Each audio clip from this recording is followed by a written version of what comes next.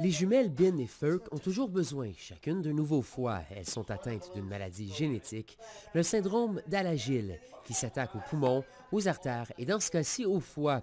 Le cri du cœur qu'a lancé la famille pour trouver un donneur a été entendu avec des reportages dans les médias un peu partout dans le monde. Ce médecin de l'hôpital pour enfants de Toronto explique que 350 personnes ont offert une partie de leur foie aux jumelles, une réponse surprenante que l'on explique surtout par l'histoire touchante de la famille Wagner.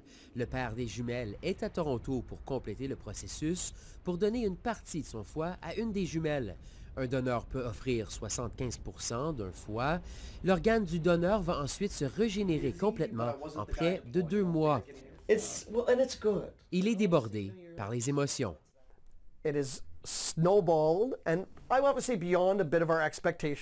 sais qu'on va trouver un donneur pour la deuxième. C'est clair, là. Vu l'engouement pour cette histoire, la mère adoptive voit maintenant la lumière au bout du tunnel. Et moi, ce que je souhaite de tout cœur, c'est que par la suite, les courageux qui se sont portés volontaires pour aider ma fille vont décider de laisser leur nom là, puis d'être des donneurs anonymes pour d'autres qui sont sur la liste. Il n'y a pas juste mes filles, là. Il y en a beaucoup d'autres qui sont là. Mais la situation pour les jumelles n'est toujours pas réglée. Il faut maintenant trouver un donneur compatible. Le docteur ne croit pas que cela sera un problème en raison du grand nombre de possibilités.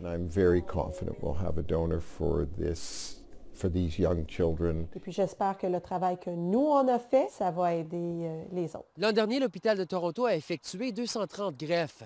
1/5 des patients sur la liste d'attente sont morts avant même de pouvoir trouver un organe. Ici Frédéric Pepin, Radio-Canada, Kingston.